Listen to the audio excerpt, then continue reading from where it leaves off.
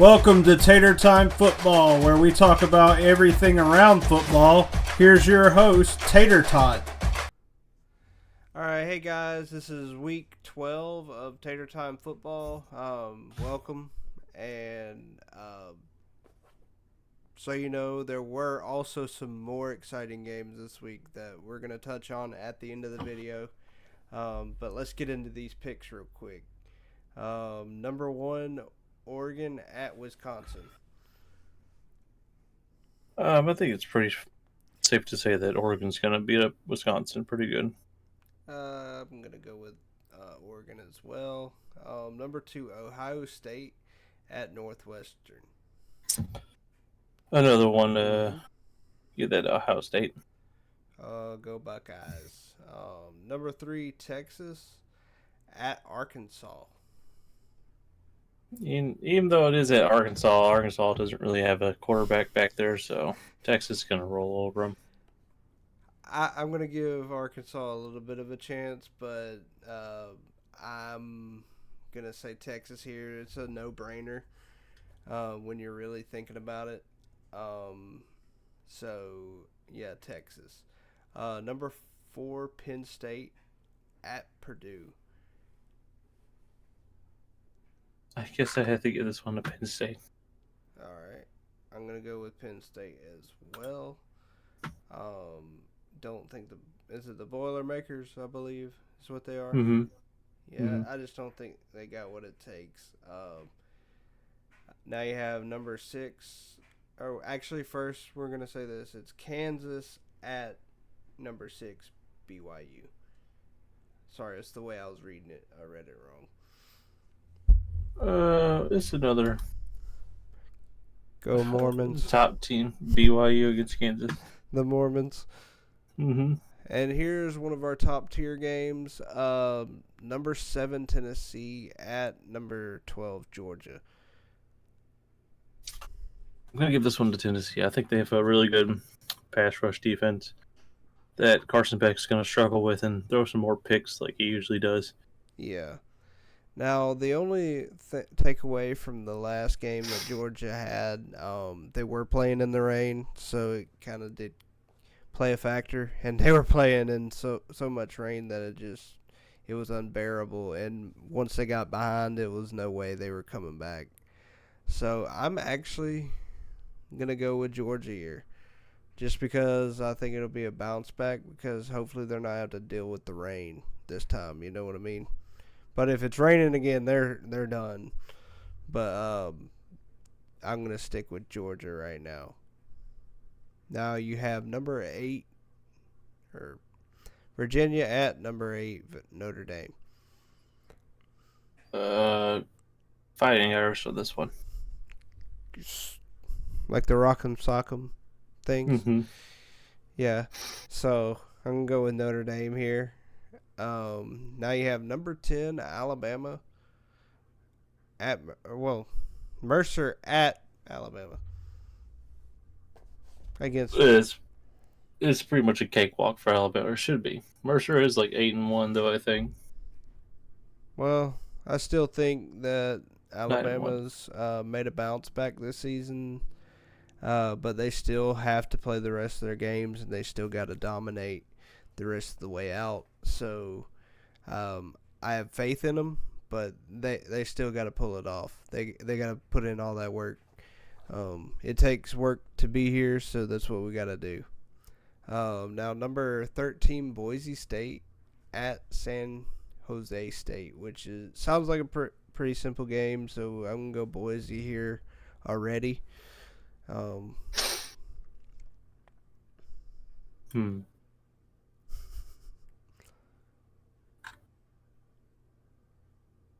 I'll give it to Boise. Okay. Good. Now you're starting to get smart. They did lose one. Well, it's all right. Boise State's still doing good with that running back, so I don't see them slowing down right now. But maybe if they make it to the playoff, I don't see them winning everything, but I at least see them stand a chance in the playoff. Now you have number 13 SMU versus 14. Boston College at SMU. Uh, SMU should. They've proved me wrong like every time I picks against them. So go Mustangs. Now you have number 15 Texas A&M versus New Mexico State. I'm gonna go with Texas A&M here. If anything, if everything works out the way, if Georgia loses, I already said I know Georgia. I want them to win, but if they lose and A&M, loses, then that would put Alabama in the SEC title game. So you got to think about Alabama might actually have a chance to jump up into the SEC title. I'm not saying that's going to happen. A lot has to happen in order for that to transpire. So, yes, Texas A&M here for me. I'd also go with the Aggies, but honestly, I'm not even really worried about the SEC title game. Honestly, I mean, if they stay in the top 12, then they're still in the playoffs. So That's actually what I was telling people. I don't really think because unlike how NASCAR, you have bonus points. I mean, if you win your title game, I don't really think you get bonus points. Besides, you might move up in the rankings, which is good, I guess. But yeah, I mean, honestly, unless you're like, hey, how many conference titles are there? Is there 4 major ones? yeah, I believe so. I mean, unless they made it like, hey, if you won a conference title, then you're automatically in the top 4 and guaranteed a spot. Yeah. Then, I mean, I guess. Now you have number 16 Kansas State versus Arizona State, and this is going to be at Kansas State.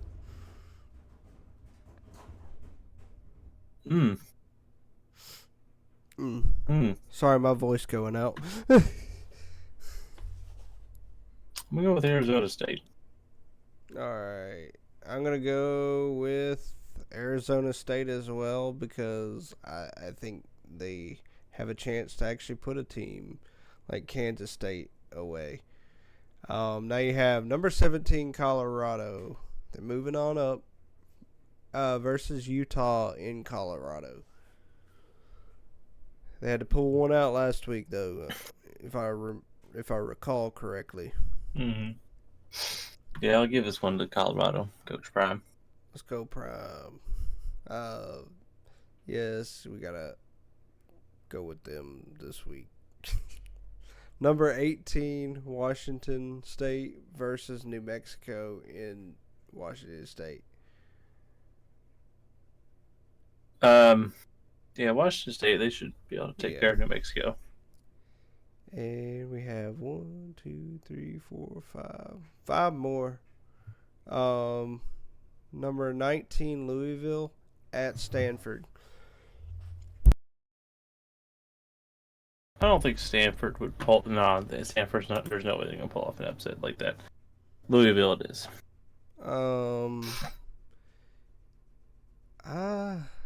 Yeah, I'm gonna go with Louisville here as well. I don't think Stanford can do that, but not saying that they won't, but just saying it just doesn't add up for that. Now you have number 20 Clemson versus Pitt at Clemson.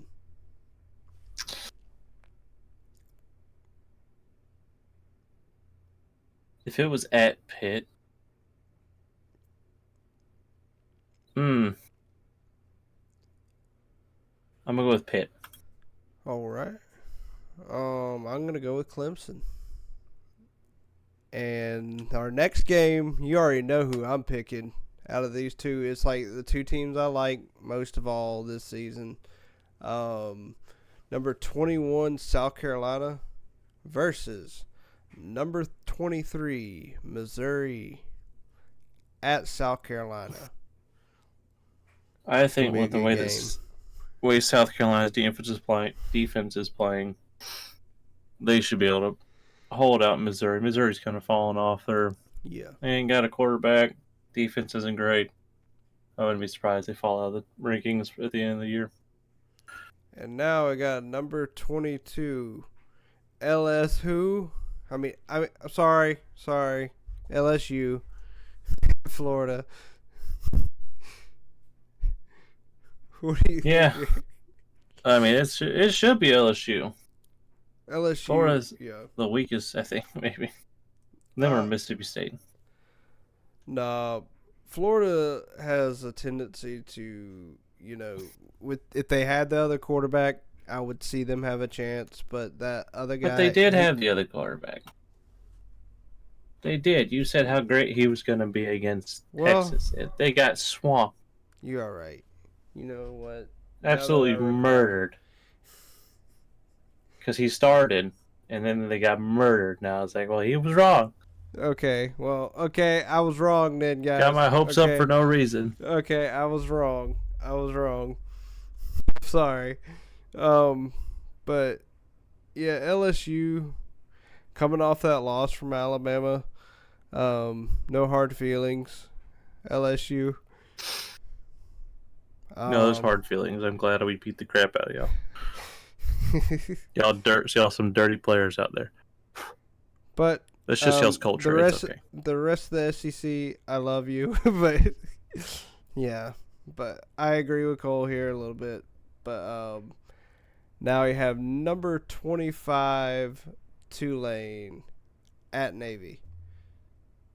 Unranked Navy. Too lame. They ain't too lame. They actually ranked. Technically, they are too lame because they lost 2 games, but dang, man. Coming up with the comebacks on that one. But Tulane, they should beat Navy because Navy, I forget who they played. They played somebody that was a more well-known name and they got beat. Yeah. Oh no, I think they got, was it Notre Dame? I think they got royally embarrassed by them. Now, I do want to make a note. Like, I'm going to pick Tulane on this as well. Oh, well, did you just pick Tulane? I did. Okay, yeah, I picked Tulane on this. I do like Navy because, I love our military and everything, but I just don't think they could withstand Tulane. That's just me. It's not me trying to cut them down or anything, but I've been thinking about this. I watched the Ole Miss Georgia game, and even the Alabama game. We were both dealing with similar issues, and I think a lot of why LSU didn't do so good against Alabama was because of the rain. They weren't really ready for what they were being put through. There again, Alabama was forced to run the ball, and there again, Milroe, I am actually proud of the kid. I will take back a lot of the stuff that I said about him this year. Like, I know I haven't always been on his side, but it's just when you don't run the offense accordingly to a player, he's not going to be good. It's not because he's bad or anything. It's just you got to run the offense the way it needs to be. COVID. No, I don't have COVID. He's got COVID. But, yeah, now with Georgia was playing in a freaking hurricane, basically. At one point, you couldn't even see them on the field. I mean, that's how hard it was raining. I mean, them poor guys out there trying to play in that mess.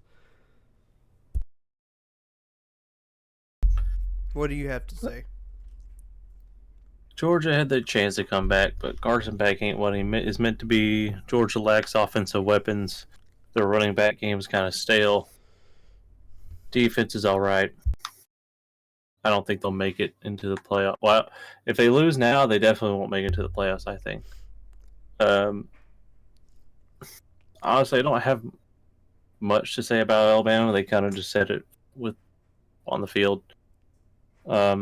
Defense showed up, did what they needed to do. We're a lot more disciplined than they have been throughout the year. Less penalties, which is really, even though some people said that we got away with a lot of holding, but I might be biased, but most teams that play, there's not. I mean, most games that you see, there's going to be holding that's never called.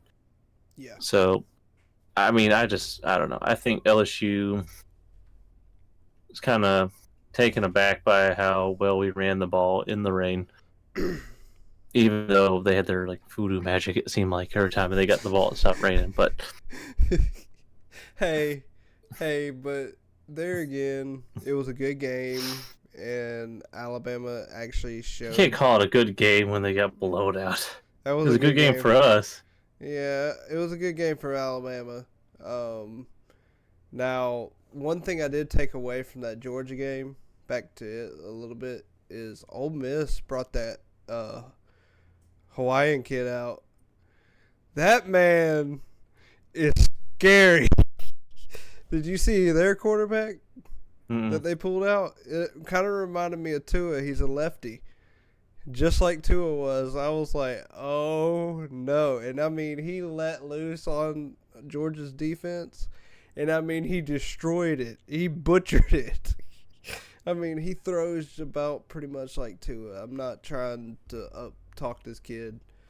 But I could see some talent coming out of him that, you know, teams like Ole Miss and all these other schools in the SEC, that's what they value right there, is those caliber players that can just, you know, step out on the field just like people, well-known people like Tua and Jalen Hurts. Like, I'm not saying Jalen Hurts was great. Which one are you talking about?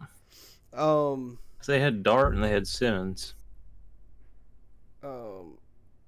Because Simmons only threw 6 passes. Yeah, I was saying he didn't play long in the game, so I think that's who he is. But he's a left-handed quarterback, just like Tua. And I'm like, dude, like, he ripped that ball across the field. And I mean, he's better than Dart to me. I'm sorry. But there again, Dart is the starter. I'm not saying take that kid out because Dart's good. But I'm just saying that's going to be a star at Ole Miss if he stays there, at least. Which I don't see him leaving. You never know. But I'm going to leave off with that. Do you have anything else? If not, I'll close out. Glad we beat LSU. Don't really care for y'all. Especially since y'all got Brian Kelly, one of my least favorite coaches. So it was a good game for us. So rude. So rude. Hey, I'm sorry. I feel like they play us a little extra spicy, I guess you'd say. Hey, personally, the only reason why I have a problem with LSU so much, like, I actually like Auburn. Like, okay? Like, I'm an Alabama fan. I love my team. But there's one team in the SEC that I do not like more than anybody, and that's LSU. Just because I've been to LSU, it's just I'm not trying to bring down their fans, but, you know, throw them. Like, I've seen fan bases throw bottles on the field. Oh yeah, especially that crap where they disagree with the call and they started throwing stuff on the field. It's like I kind of agree with Herb Street when he called them clowns, because I mean that's pretty. It's like grow up. I mean, when was the last time Alabama ever threw stuff on the field? Or anybody. You can't. Well, I mean, actually, this year has been like 4 different games I've seen where people are throwing trash. But like Alabama, like, especially since Nick Saban was there, I'm sorry if I'm freaking glorifying this man, but I mean, there was a little bit more common sense when we were cheering for him. All right, guys, that'll complete our show for today. I'm about to lose my voice, so please like, subscribe, and see y'all in the next video. I'm sorry if you're still alive. If I'm still alive after this. I'm kidding. That was a joke. And y'all have a good night.